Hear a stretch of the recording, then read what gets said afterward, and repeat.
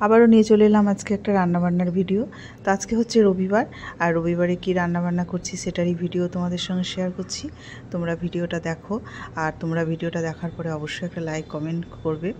আর দেখো, যারা আমরা প্রত্যেক দিনে রান্নাবান্না করি, তো সেই রান্নাবান্নারই কিছু কিছু ভিডিও তোমাদের সঙ্গে আমি শেয়ার করি।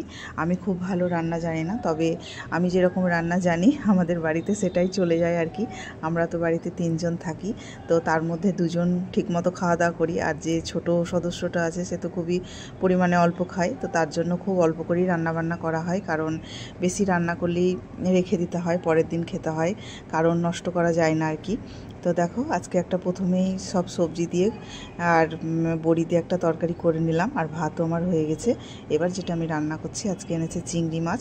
তো চিংড়ি মাছটা আমি কিভাবে রান্না করছি সেটাই তোমাদের সঙ্গে শেয়ার করব। তো তোমরা পুরো ভিডিওটা দেখো, আর এইভাবেই আমার পাশে থেকে আমাকে সাপোর্ট করো বন্ধুরা।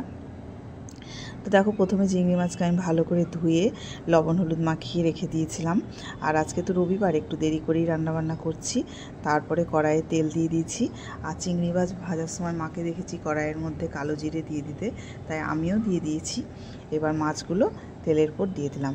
আর চিংড়ি মাছ কড়াইয়ে লেগে যাওয়ার ভয় থাকে না ঠিকই, কিন্তু তেলটা যদি খুব গরম না হয় পুরো কড়াই ফেনা হয়ে যায়। এর আগে আমার অনেকবার হয়েছে, কিন্তু এবার আর হয়নি, এখন আর হয় না, আসলে ব্যাপারটা বুঝে ফেলেছি তো তার জন্য। তো দেখো, কড়াই একদমই মানে ফেনা আসেনি, তার মানে কড়াইটা আমার ভালো গরম হয়েছিল। আর এখন আমি খুন্তি দিয়ে মাছগুলো ওলট পালট করে দিচ্ছি। তারপরে মাছগুলো ভেজে তুলে নিলাম। তারপরে এবার আলু রেখেছিলাম কেটে, তো আলুগুলো কেটে ধুয়ে রেখেছিলাম, সেগুলো এখন ভেজে নিছি। যে কোনো মাছ মাংস একটু আলু দিয়ে রান্না না করলে কিন্তু আমার একদম ভালো লাগে না। যতই ভাবি যে আলু কম খাবো, তবুও মনে হয় যে একটু রান্নায় না দিলে রান্নাটা ঠিক পরিপূর্ণ হয় না। তো দেখো, আলু ভাজার পরে তেজপাতা, ছোটো এলাচ, গরম মশলা দিয়ে দিলাম। তারপরেও পেঁয়াজ দিয়ে দিলাম, কিছু কাঁচা পেঁয়াজ কেটে রেখেছিলাম সেগুলো দিয়ে দিলাম। দিয়ে এবার ভালো করে ভেজে নিচ্ছি। ছোটো এলাচ আর দারচিনি আর তেজপাতা মানে তেলের পর দিলে বেশ ভালো গন্ধটা আসে।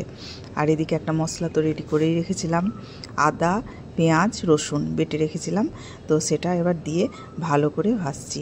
মূল হচ্ছে এই জায়গায় ভালো করে ভাজতে হবে, যাতে একটু মশলার গন্ধ না থাকে। তো একটু শুকনো মশলাও দিয়ে দিলাম, আর কি গুঁড়ো মশলা, আদা তোমার ধনে গুঁড়ো আর জিরে গুঁড়ো। আর মশলা দেওয়ার পরে, শুকনো মশলা দেওয়ার পরে একটু করে জল দিয়ে দিলাম, গরম জল দিয়ে আবারও ভালো করে নাড়াচাড়া করছি, কারণ মশলাটাই তো ভালো করে ভাজতে হবে। এবার দেখো, যখন ভাজতে ভাজতে আমার আলুটা একদম নরম হয়ে এলো, তারপরে টমেটো পেস্ট করে রেখেছিলাম সেইটা এবার দিয়ে দিলাম।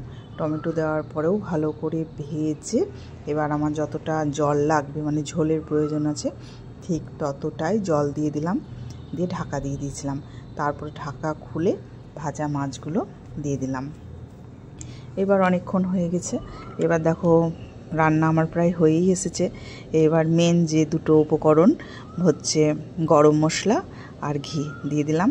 তো আমার রান্না একদম রেডি, আমি গ্যাস অফ করে